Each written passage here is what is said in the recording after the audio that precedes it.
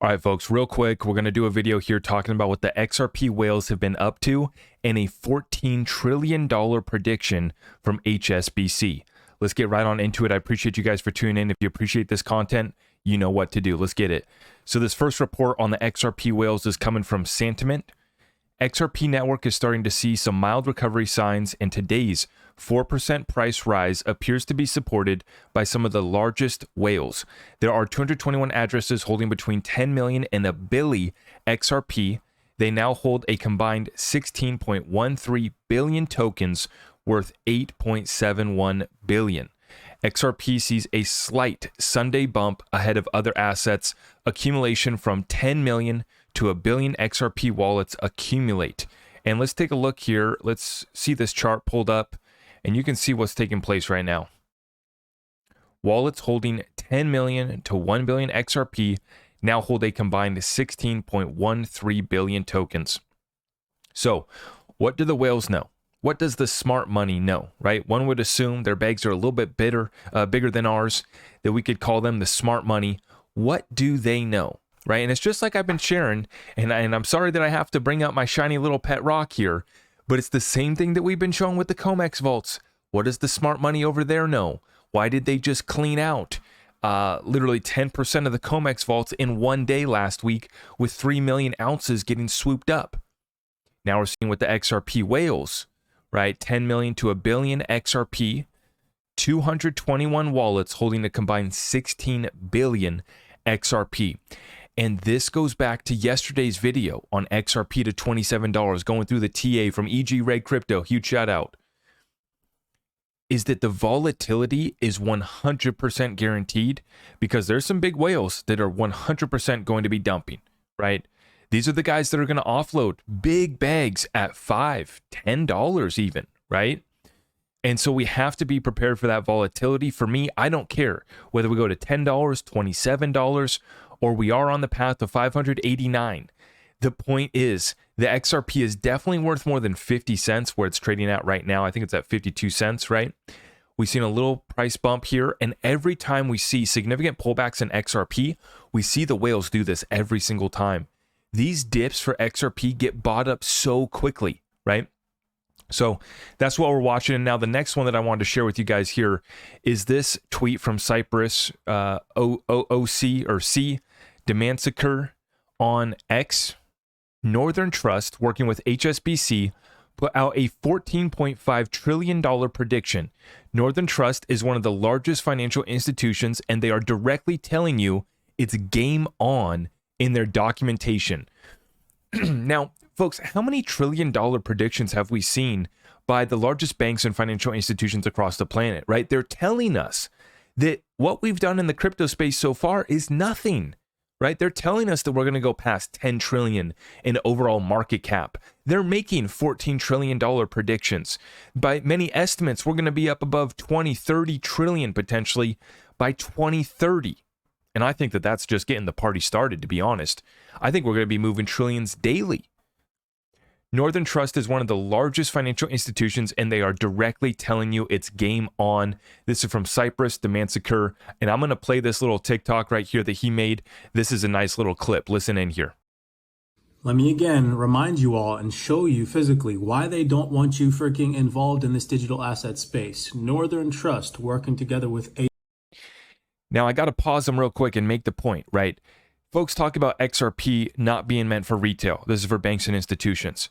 Okay, that's not stopping us from still picking up our little bags. But when you look at what Ripple's been doing, who their focus has been on, it's been on the back end, the wholesale agreements. So I just wanted to make that real clear, and I'm going to let the rest of this play. HSBC, if you're not too familiar with who Northern Trust is, let me just fill you in. Northern Trust is one of the largest banking institutions in the United States and one of the oldest banks. Okay, let's just take a second and look at what they have to say. The rise of a new asset class. DLT and tokenization have the potential to reshape financial markets by creating new asset classes and enabling new business models, both of which will accelerate change. And then if we scroll down here, this is what's really going to blow your freaking mind.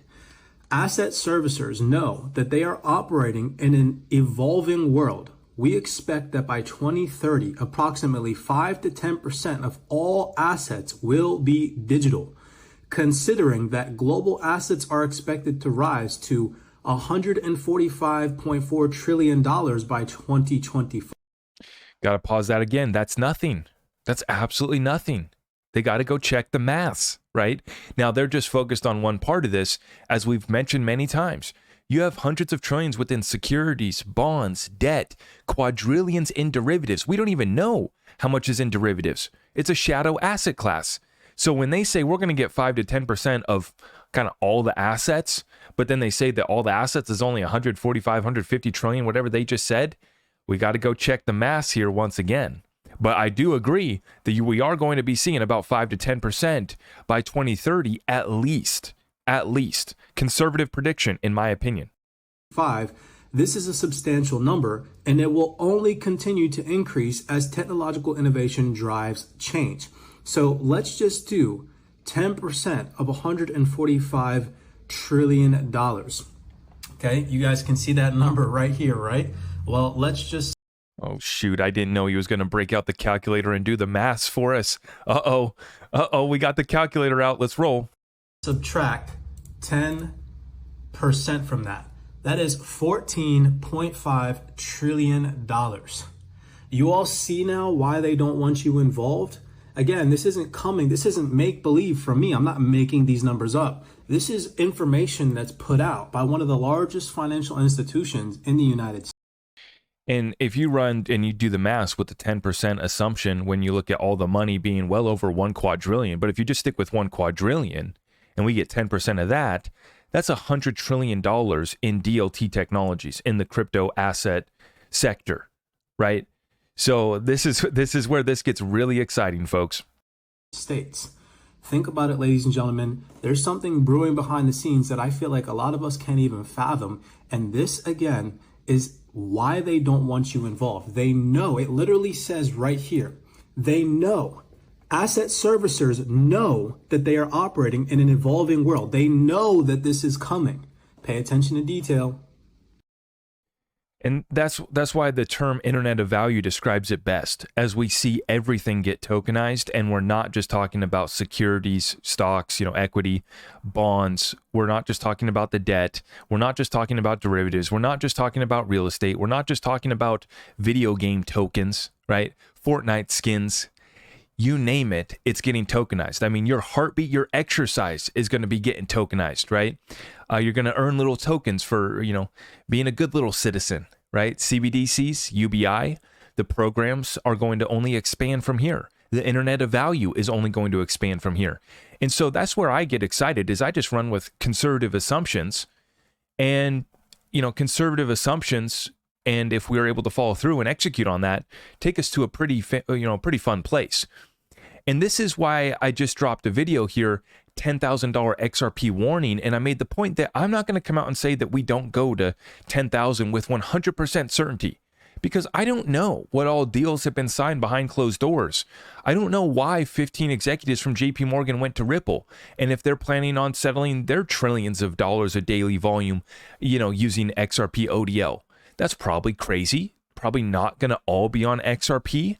But I can't, without a shadow of a doubt, say it's not going to happen, right? And once again, I like to stay conservative. And the point of the $10,000 XRP warning video was to say that there's always going to be hype. There's always going to be somebody putting out crazy stuff on the internet. I can promise you that will happen forever, okay? But for us and the investments that we've made, it's very clear. This asset class, digital assets, cryptocurrencies, whatever you want to call it, is going to be one of the largest asset class in the world, if not the largest, right? Because it's about settling and storing the value of all the other asset classes in this asset class, tokenizing everything else and putting it on DLT. Is Quant going to get a piece, and XDC's getting some action? Trade finance is a $19 trillion problem, right? And that's where I always bring it back to. Trillion-dollar problems are what turn me on when I'm looking at cryptocurrency digital asset investments. I appreciate a cool video game and the tokens that you guys are using for that video game, but it's not $1 trillion problem, right? You get my point? I appreciate that, Fortnite skin, whatever, the currency that's being used in Fortnite is massive, right? And video games are no joke, but it's not the $1 trillion payment flows that we're seeing that these institutions are talking about. And as it said in that report, they know that the change is here. It is inevitable. As Rosie Rios has said, the train has left the station. And this is why, in my opinion, JP Morgan and others have been sending 15 of their executives to the office of Ripple. This is why James Wallace, VP of Central Bank Engagement for Ripple, said that there's 5 live partnerships with central banks and governments, 5 that have been unannounced, and 20 plus conversations that are taking place. So I said, without a shadow of a doubt, I mean, it's pretty much safe to assume that we have dozens of central banks and governments that are partnering with Ripple and are most likely going to be using the private version of the XRP ledger, which of course is always going to be interoperable with the XRP ledger, the public mainnet. And one might want to speculate, and maybe none of them have picked up any XRP.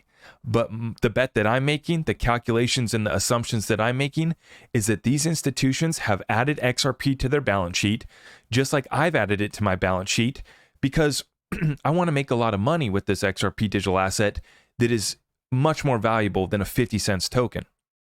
And as they're talking about $14 trillion, $145 trillion, all these assets coming to DLT, 10% of it by 2030, this is already in motion. And for these banks and institutions, as we've been talking about, they have a massive balance sheet problem.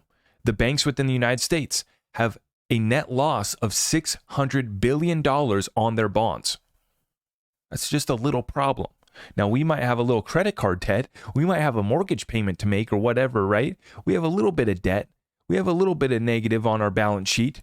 But when you look at what these banks and institutions, the problems that they have to solve on their balance sheet and the daily flows of liquidity, what's the alternative? What's the solution?